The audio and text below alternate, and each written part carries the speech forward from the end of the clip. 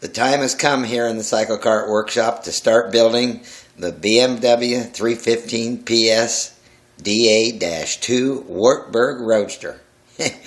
I'm looking forward to building this cyclekart. This will be my third one. And my thinking is I'd do as many informational films or videos as I could muster to help you understand the process and hopefully build your own cart. So this is going to be the first video in the chassis building series. During this series, I'm going to show you the things that I buy and where I get them and what I pay, so you can get your chassis up and running. Hopefully it won't take too many videos and we'll have a running chassis. I haven't really bought too much to start with, just a little bit of steel for the frame, and I've been working on the front axle. So I'll show you what I've got going so far, and as I buy other components, I'll have a segment where we talk about the things we need. Okay. If you've been following the design series of the BMW, you're familiar with this side view drawing of the cart. You've also seen these pictures. I have quite a few reference photos. There's a nice front view and a side view. And then here's one of my favorite photos of the BMW. So what I'm focusing on first is trying to get the frame radiused to the shape that I want. So I'll show you that next.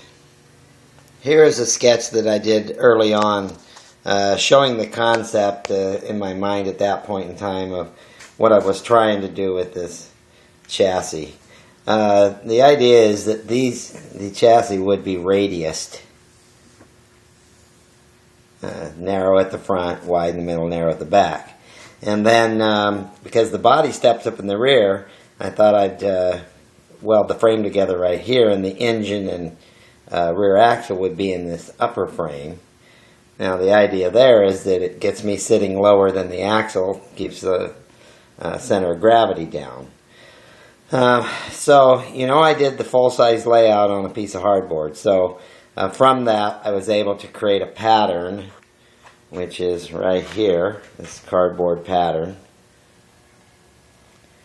And you can see that this is a representation of that curved frame.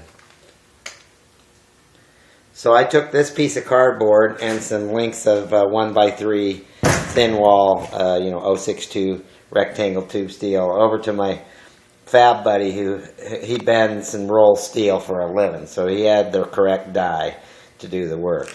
So I just got the pieces back today, and here they are. Now I rough cut them to length. These are still long, but you can see where I'm heading with this thing. The radius work turned out pretty good. It's nice and smooth on the outside, pretty decent on this top edge, because it can kink. But then because you're shrinking the metal, basically there's these little scallops in here created by the machine, but that's okay. Those are just fine. The beauty of this layout is, see, these are rough cut to length, but right there is the exact length I need to be. And when I go to put in this cross rail here, that's the angle I need to cut it at, so that on both sides it'll fit in perfect. So I'll dry fit all the pieces together, and then I'll ultimately weld them over the top of this drawing. I'll clamp it down. See, these are long, and they got to get cut back to right here. So I'm pretty excited about that right now. It's coming along. Now these other pieces, when I had this thing bent, I had them just keep, in essence, bending it, so I had a little extra length, because these pieces, let's see if I can do this, they'll sit up here like this. Kind of hard to see here. I'll get these cut to length, rough length, and then I'll use a magnet or something to hold this up so you can see it better. But anyway, it's getting there.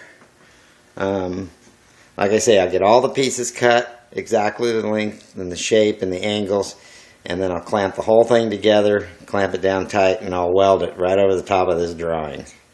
So then I can keep an eye on my work as I go. So, I had this, it cost me $60 to have these radiused, which isn't too bad.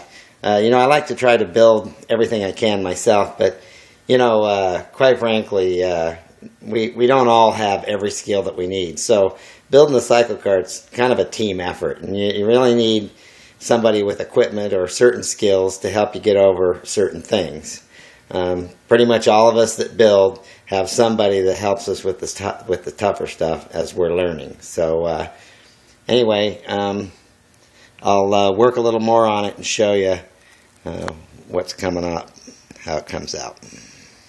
I've also been working on this front axle. I put this board on the ground so I can film it better here. But you've seen this full-size layout in previous design videos. And then from that, I used this drawing to create this pattern. That's made out of a piece of poster board. And subsequently used that pattern to create the front axle, which is right here. So let me stand this up so you can see it. This axle weighs just a hair over 6 pounds, which I think is acceptable. It's a pretty simple structure. You'll see here that it's all 1/8" steel. All the components are 1/8" steel, hollow in the middle. And then I have to admit I had a little bit of help from my buddy Mark over at Aerofab. He has a CNC plasma cutter, which came in handy for this center rib here. So I gave him my pattern, and he drew it up on CAD and wrote the tool path so that the machine would cut these two center ribs. See, it's the same on both sides. You know, Mark builds sport airplanes in his spare time, so he's one hell of a fabricator. So he offered to heat and bend this steel to shape, clamp it all up, and weld it. And I said, sure, why not? Go ahead. And he did a beautiful job on it. He TIG welded it here, stitch welded it, and it's just as straight and true as can be. Boy, I'm really happy with it. I really appreciate his help, because I wanted to do an axle that was a little bit different, and you know, the whole idea of these recessed sides, front and back, is so that the axle kind of has the appearance of a drop forged axle, which tends to have recesses in it from the forging process. Well, here, let me show you how this fits on the drawing here. Bear with me a second here while I line it up. Okay, almost got it. Okay. So you can see, once again, the benefit of drawing your potential cycle cart out full size, because you can use your drawings to check the work. So I'm telling you, it's just as sweet as can be. It lines up just perfect. I'm so happy with it. See, there's the spindle. And this has a 3-degree positive angle to it. So I have 3 degrees of positive camber. So, you know, what I'm doing now is really just kind of making components, getting pieces cut and shaped so I can actually start building the chassis. So I started on this front axle first because I figured it'd take a while, and I wanted to have it when it was time to configure this front end, because, you know, this is kind of a big experiment for me, you know, with the spring setup and the rubber block, and, you know, here's the spring shackles, which I got to work on. But I also had Mark use a CNC to cut out some radius rod brackets. You can't really see it in this drawing, but they go here and here, just outside of the shackle. So I'll show you that later. This will come into play a few times as we're building the chassis, so you'll get to see more of it. So let's see. I'm going to continue working on the chassis components so I can get it all dry fit together and start welding.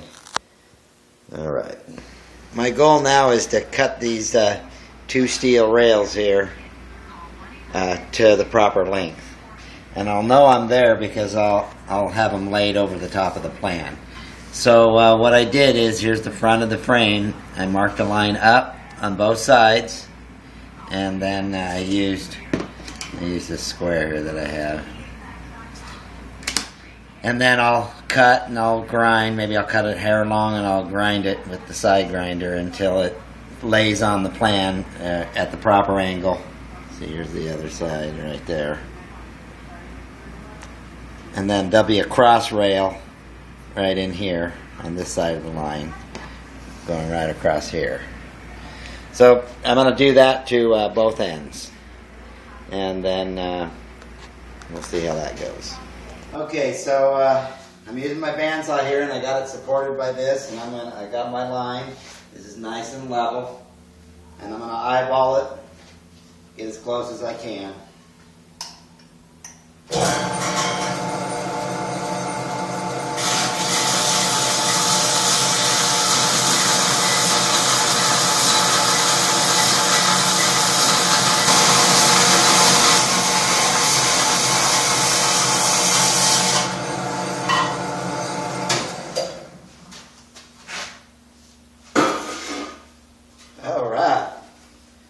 Turned out pretty good. So I have to do the same thing to the other side here.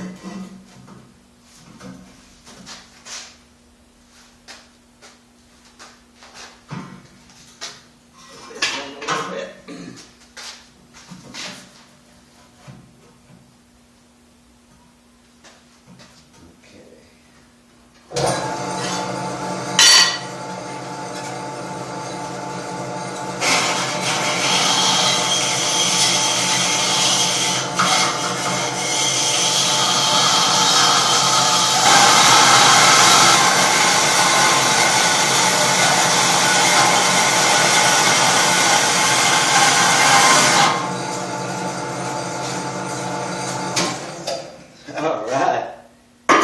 Turned out sweet.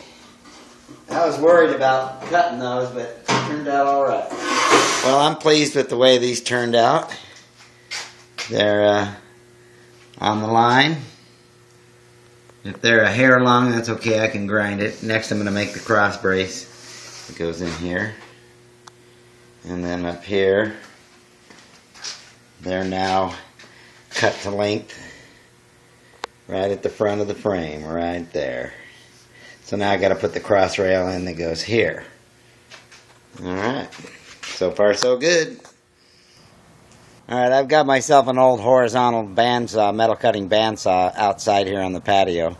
And it's really nice out right now. It's late October, about 4 in the afternoon, and it's just beautiful, nice and mild out.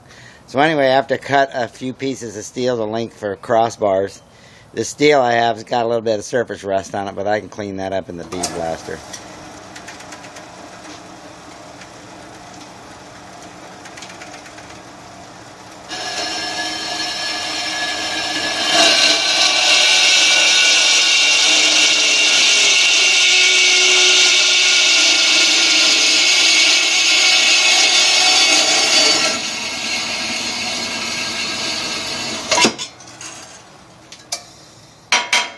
This is 1x2 thin wall, 062 wall. So I only need one of those.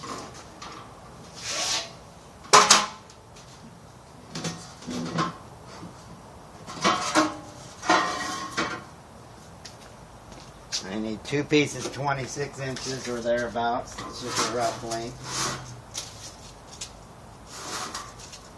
That gives me room to cut it off.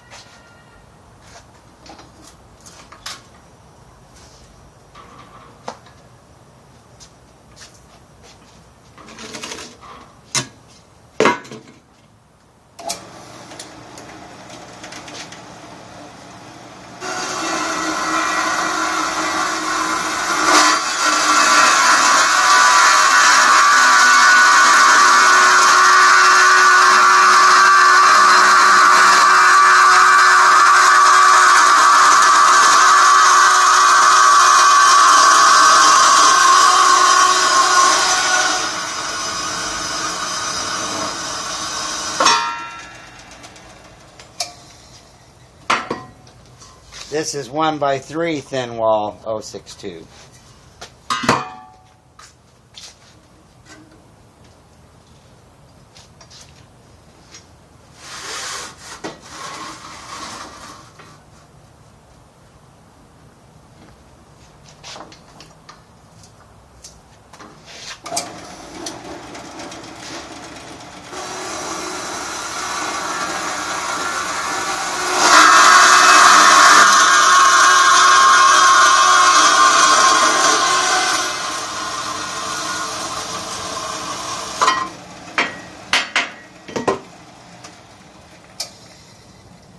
Alright, that does a pretty good job.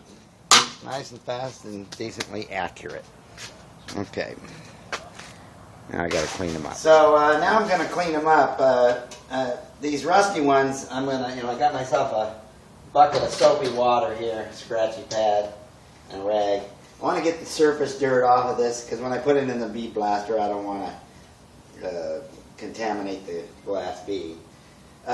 So that's why I'm washing these, because the rest of it, if it was brand new steel, it comes with an oil film, I'm sure you're aware, and later when you weld, you don't want that oil film on there, so I washed even the new steel before I put it in the bead blaster, and that keeps the oil out of there too, and then helps later when I weld.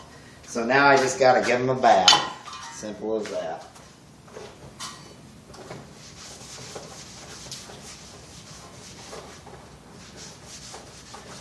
I don't have to get them perfectly clean because the bead blaster will take all this off. I wish I had new steel, but that's alright. It's left over from my other cycle carts.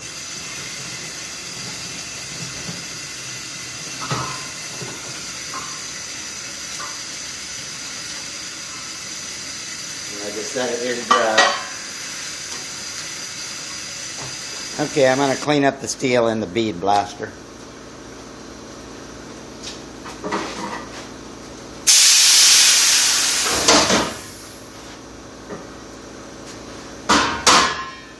Got the compressor up and running.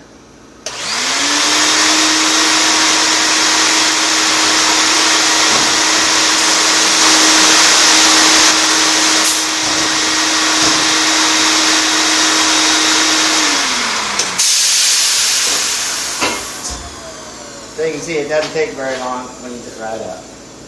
So I got to get through the few pieces and then I can cut the angles.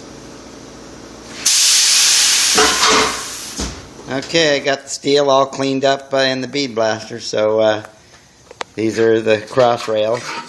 So now I can mark them, mark the angle, cut the angle, and then I can dry fit the frame together. So it's getting there. All right. The next order of business is to get these cross rails put in. So I've got the rear one here in the lower frame and the front one, and then I need to do the same to these two. So what I did is I these pieces here, they're right on the marks. So I'll show you on this one. I just stacked that up on top of there. Where this would be right where it needs to be on the plans, and then I just ran a pencil mark under there and cut it off. So another benefit of a full-size layout, as long as this doesn't move right here, then this turns out okay, and they did. Now up in the front here, you'll notice that this is a 1x2 instead of a 1x3. Got that loosely fit in there, dry fit, and then these just held it up. And that's because, if you recall, on my drawing, right here at the bottom of the frame, it tapers up. It's kind of a thing for the looks, And I thought that would look okay. Kind of looks that way in the photographs. I even drew it in here in an early version. So from my layout on the other side, I know that at the 17.5-inch mark it starts to taper up, and then it'll end up right here at the bottom of this 1x2. So this gets cut away, and then I'll weld some 16 gauge steel in there to box that back in, so that's nice and strong. So that's nice and flush. Alright, so I've got to cut these other two and get them laid in there, Then I can stack it up and see how it looks. I got some magnets I can hold it all together. I want to see how it looks before I start welding. Alright. So I've got the upper rear part of the frame on the marks, and I'm going to mark the pieces. So I've got this flush here, and mark that. It's flush over here, mark that. And then I use the square here to make sure I'm where I want to be back here. And that looks good. So then I'll mark these. And now I just have to cut them out, put them back, and lay them back in there. Okay, I've got the two pieces cut. They're nice and flush. Fits together good, sitting on the line. So I got to put that together and this together, maybe with some magnets, and stack this on top and try to see how this thing looks. This is my grand experiment for a Cyclekart frame. I don't know if it's going to work, but I thought I'd give it a shot. You know, what the heck.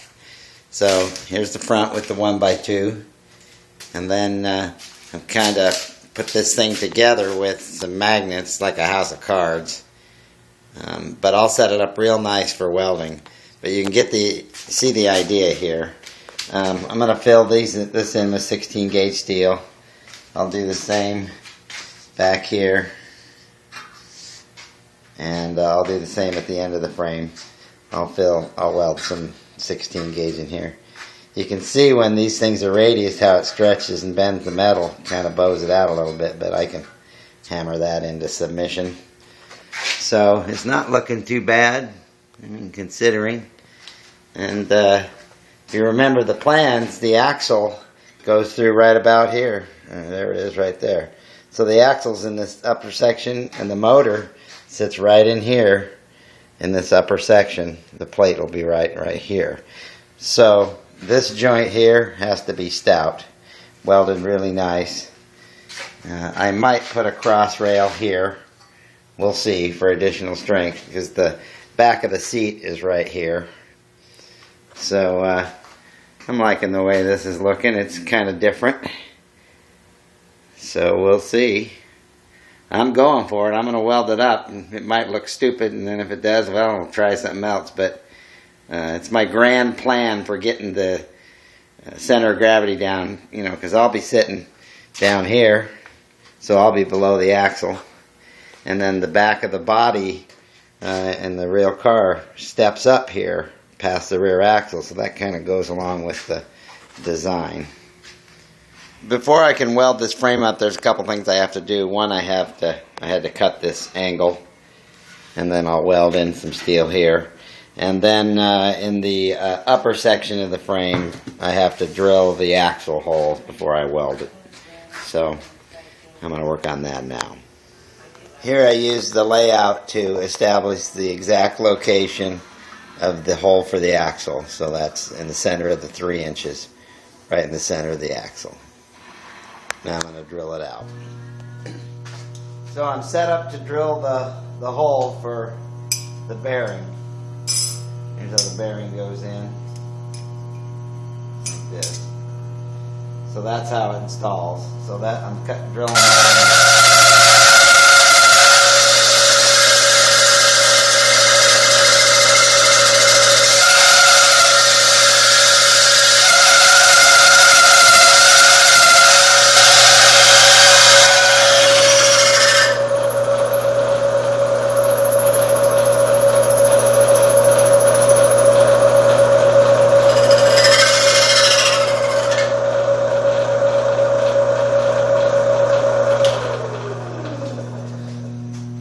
Boy, that cut's rough, but it got the hole done. Now I gotta punch on through to mark the other side.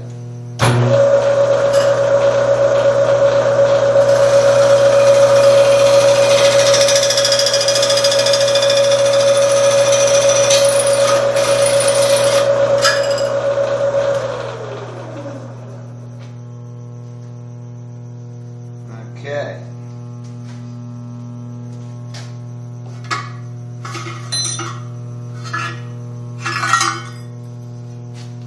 that turned out okay.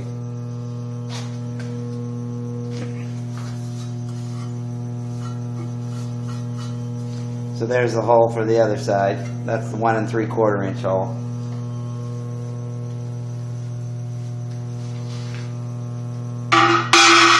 Alright, set up for the other size. Now I'm going to drill the 1 3/4 hole on the inside.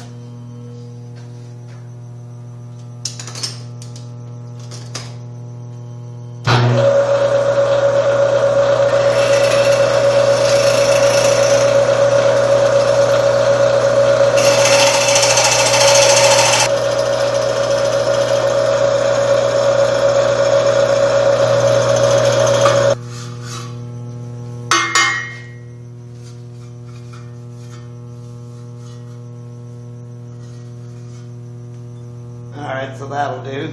The 1 inch axle and the 1 3/4 hole.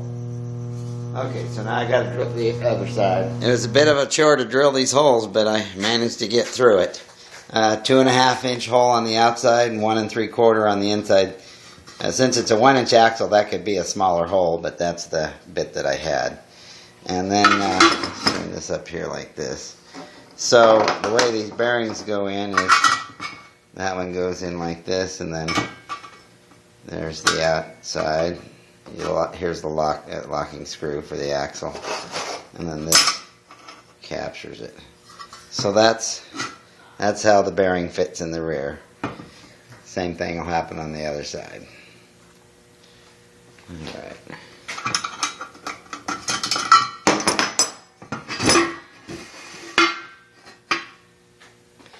Yep, that's coming together. And when I line it up right here on the line, there's the axle going right through the hole. And the beauty of a full-size layout. Yep. I think this will finish up the first video in the series. I managed to get all the pieces cut, and also got the holes drilled for the axle. I still need to box in all these ends, and I also need to weld the steel in under here, box that in. So that's coming along. But that's decent progress for the first video. In the second video, I'll focus on getting this thing all welded up. I think I should be able to do that. Just a little bit more prep, and I can start clamping it together and figuring out how I'm going to tack it all up. Okay, on to video number 2.